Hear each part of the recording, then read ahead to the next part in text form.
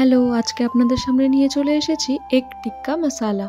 সবসময় ডিম কষা বা ডিমের কারি খেয়ে বোর হয়ে থাকলে কখনো এই এগ টিক্কা মশালাটা ট্রাই করে দেখুন। তো প্রথমেই ডিমগুলোকে ভালো মতো সেদ্ধ করে খোসা ছাড়িয়ে নিয়ে তারপর এরকমভাবে স্লাইস করে কেটে নিতে হবে।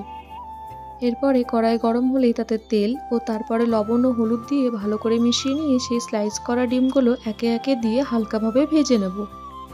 এপিট ওপিট দুদিকটাই হালকা করে আমাদের ভেজে নিতে হবে।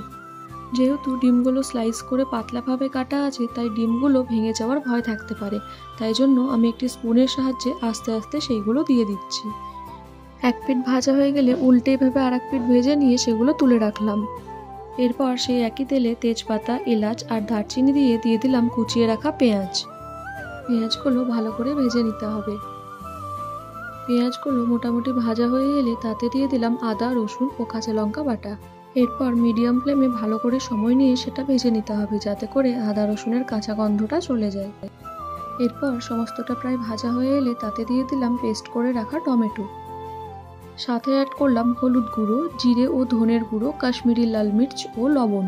এরপরে সমস্ত মশলাগুলো একসাথে ভালো করে মিশিয়ে নিতে হবে। খানিকক্ষণ মিশিয়ে নেওয়ার পর সমস্তটা ভালোভাবে মিশে এলে তাতে দিয়ে দিলাম সামান্য পরিমাণে চিনি। চিনিটা অপশনাল, আপনারা চাইলে অ্যাভয়েড করতে পারেন। এরপর সমস্ত মশলাটা ভালো করে কষে এলে তাতে দিয়ে দিলাম ফেটিয়ে রাখা দই। দই দেওয়ার সময় গ্যাসের ফ্লেমটা কিন্তু অবশ্যই লোয়ে রাখবেন, নাহলে কিন্তু ফেটে যাওয়ার চান্স থাকে। এরপর ফ্যাটানো দইয়ের সাথে সমস্ত মশলাটা ভালো করে মিশিয়ে নিলাম। এরপরে তেল ছেড়ে আসতেই দিয়ে দিলাম পরিমাণ মতো জল। জল দেওয়ার পর আবার সেই মশলাগুলোকে ভালো করে মিশিয়ে নিয়ে আগে থেকে ভেজে রাখা ডিমের স্লাইসগুলো একে একে করে দিয়ে দেব। সমস্তটা দিয়ে দেওয়ার পর ঢাকা দিয়ে সেটা ফুটতে দেব 8 থেকে 10 মিনিট।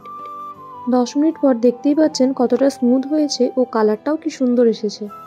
এরপর আমরা তাতে অ্যাড করব 1 চামচ গুঁড়ো গরম মশলা ও সাথে হাফ চামচ মতো ঘি। ঘিটা আপনারা কম বেশি আপনাদের ইচ্ছে মতো অ্যাড করতে পারেন। এরপর সমস্তটা ভালো করে মিশিয়ে নিয়ে নামানোর আগে ছড়িয়ে দিলাম কিছুটা পরিমাণে কাসুরি মেথি।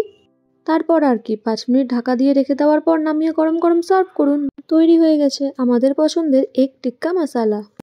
আমার তো জাস্ট অসাধারণ লেগেছিল। আপনারাও অবশ্যই একবার বাড়িতে ট্রাই করুন, আর কেমন হয়েছে জানাতে ভুলবেন না কিন্তু। Thank you.